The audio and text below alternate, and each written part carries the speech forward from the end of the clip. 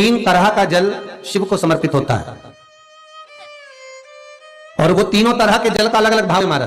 पहला जल सादा, घर से पानी लेकर गए, जल लेकर गए, शंकर को चढ़ाया, वो हमने घर का अपना एड्रेस बता दिया, भगवान शिव को जल चढ़ाकर अपने आनंद के लिए शंकर से कुछ प्राप्त कर लिया। दूसरा जल, जल के कलश में थोड़ा सा इत्र डालकर शंकर को जब समर्पित करते हैं तो महाराज घर में अगर कोई व्यक्ति बहुत रोगीला है, बहुत रोगीला, एक शिव महापुराण में, स्कंद पुराण में, नर्मदा पुराण में, भविष्य पुराण में, अग्नि पुराण में, नारद पुराण में, बरहा पुराण में, वामन पुराण में जितनी चीजें लिखी गई है एक एक प्रैक्टिकल कर देखो तो शिव महापुराण, स्कंद पुराण का यह भाव याद करिए कि एक लोटे पानी में इत्र मिलाकर, जल में इत्र मिलाकर, बहुत रोगीला व्यक्ति, बहुत बीमार व्यक्ति है, एक लोटा पानी उसका हाथ का स्पर्श कराकर शंकर को चढ़ाना प्रारंभ कर दीजिए। महाराज के 5 या 7 दिन चढ़ाओ और वो 7 दिन के बाद में उस बीमार व्यक्ति का क्रम देखिए कि उसमें कितना आराम लगा है। औषधि दवाई काम करना प्रारंभ करी कि ना करी।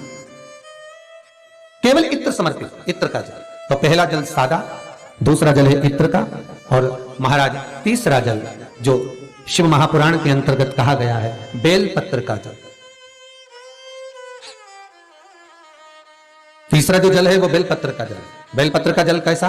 तो महाराज शिव महापुराण की कथा कहती है कि जल के पात्र में एक बेलपत्र अंदर डालकर उस जल के पात्र को ले जाकर शिव को समर्पित करना, अर्थात अपनी मन की कामना भगवान शंकर से कह देना। केवल बेलपत्र के माध्यम, बोलना नहीं है हमको कुछ। हमें 3 तरह का जल का जो व्याख्यान वर्णन किया गया, एक सादा जल जो भगवान को कहा, आपने अपना एड्रेस बता दिया, आपने अपने मन का भाव बता दिया। इत्र का जो जल चढ़ाया गया वो केवल रोग मुक्ति के लिए चढ़ाया गया। और तीसरा बेलपत्र, अगर उस जल में एक बेलपत्र भी पड़ी हुई है और वो बेलपत्र पड़ा हुआ जल आप जिस भाव से चढ़ा रहे हो, जिस कामना से चढ़ा रहे हो, शंकर वो कामना आपकी पूर्ण कर दे। और लिंग पुराण को अगर आप पढ़ेंगे तो उसमें पाएंगे कि लिंग पुराण के अंदर लिखा है कि आप शंकर को अगर जल भी नहीं चढ़ाएं, आप शंकर को वस्त्र भी नहीं चढ़ाएं, आप शंकर को फूल भी ना चढ़ाएं, आप बेलपत्र भी ना चढ़ाएं, अगर शंकर को आपने कुछ भी ना, तो केवल शंकर के मंदिर में 2 क्षण जाकर उस शिवलिंग के सम्मुख में बैठ जाओ, कुछ मत बोलो, केवल मौन होकर उसको निहार लो, केवल मौन होकर निहार लो। बहुत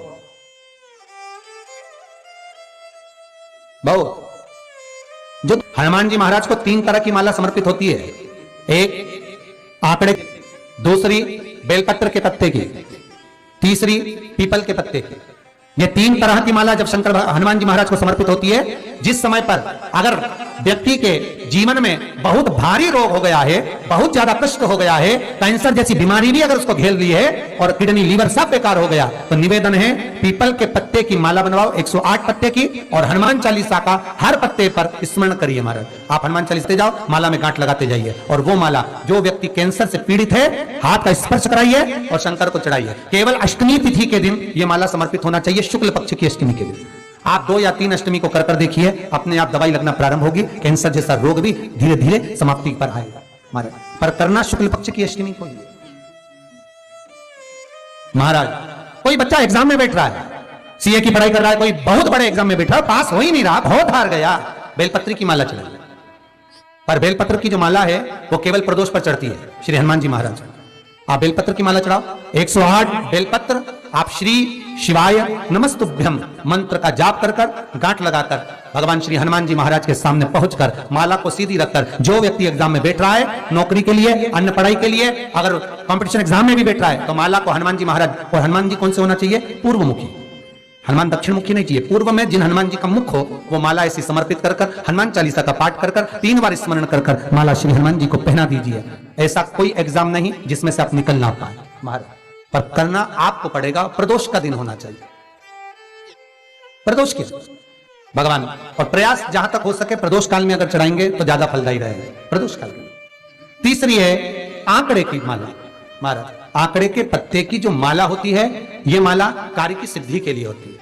इसमें एक एक आंकड़े के पत्ते पर सीताराम लिखा जाता है, मात्र एक पत्ता ऐसा होता है जिस पत्ते पर सीताराम नहीं लिखा जाता।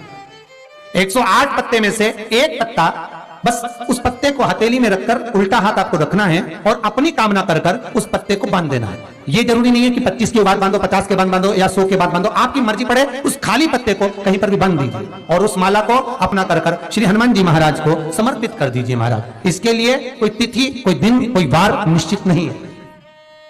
बस ये माला जब हनुमान जी को चढ़ जाए तब एक घी का और एक तेल का दिया हनुमान जी के सम्मुख में लंबी बाती का लगा देना महाराज, एक घी का एक तेल, और अपनी कामना कर कर आप आ जाइए। आपकी वो कामना 2.5 महीना या 3 महीना इससे ज्यादा नहीं जाएगा, वो कामना बाबा पूरी करेगा, क्योंकि शिव और हनुमान ये सब एक ही स्वरूप है। अब आप कहेंगे महाराज जी ये कौन सी पुराण से लिया है, तो आप इसको लिंग पुराण के अंदर देख सकते हैं। आप गीता प्रेस गोरखपुर की लिंग पुराण लीजिए, उसके अंतर्गत आप इसका व्याख्यान वर्णन पढ़ सकते हैं। महाराज एक एक क्रम हमारे शास्त्रों का हम उसको बस ज्ञात करें, हम इधर उधर डोले नहीं। हमारी पुराणों में इतने लेख लिखे गए हैं, उसको ही अगर हमने निकाल लिया तो हम जीवन में सुख पा सकते हैं, दुखी नहीं हो सकते। मंत्र कौन सा है जो दिया जा रहा है, वो मंत्र कौन सा है जो प्रदान किया जा रहा है? हनुमान जी महाराज ने वो मंत्र जो विभीषण को दिया, और एक विभीषण जिसको लात मार दी गई, एक विभीषण जिसको लात मार कर निकाल दिया गया, जिसके घर का भी ठिकाना नहीं था, वो विभीषण एक छोटे से मंदिर में जो रहता था, तुलसी का क्यारा जिसके दरवाजे पर था, और वो विभीषण जब सीख रावण को देता है तो वही विभीषण को जो लात मारकर निकाल दिया जाता है, तो वो मंत्र कौन सा था जिसको विभीषण ने जपा और विभीषण लंका का अधिपति बन गया, सत्ताधारी वैभवशाली? वो मंत्र कौन सा? केवल एक मंत्र जो श्री हनुमान जी महाराज ने विभीषण को दिया। महाराज वो मंत्र कोई दूसरा नहीं था, केवल भगवान का नाम विभीषण को प्रदान किया था। क्यों? क्योंकि विभीषण के दरवाजे पर जब हनुमान जी महाराज पहुंचे थे,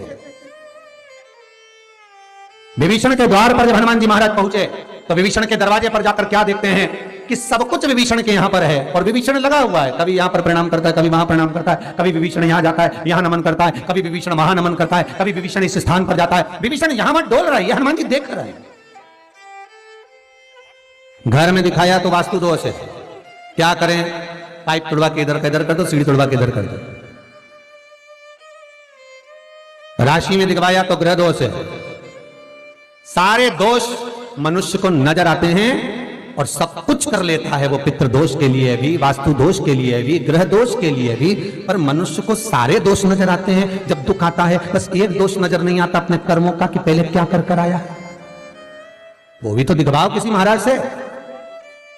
महाराज जी बोल देंगे पितृ दोष है, महाराज जी कह देंगे वास्तु दोष है, महाराज जी कह देंगे ग्रह दोष है, महाराज जी कह देंगे ये दोष है, पर महाराज से एक दोष अपने को अपना छाटना है कि मेरे कर्म का दोष कौन सा है। मैंने पत्रिका दिखवाई, महाराज जी ने कहा वो भी करा, मैंने ये उन्होंने बताया वो भी करा, मैंने ये व्रत करा, मैंने वो उपास करा, पर अपने कर्म का दोष भी तो देखो कि दोष कौन सा है। दरवाजे भी बदल दिए, सीढ़ियां भी बदल दी, वास्तु शास्त्र वाले को बुलाकर घर भी बदल दिया, 50 बार मकान भी बदल दिया, सारे दोष हमने देखे, पर भीतर का दोष नहीं देख पाए कि हमारे कर्म का दोष क्या है। जो पूर्व में कर आए हो वो कर्म का भोग मनुष्य के शरीर में भोगना पड़ेगा, और मनुष्य का शरीर मिलता ही काय के लिए है? एक भगवान का भजन करो और दूसरा का भोग भोगो, इसके सिवाय है क्या?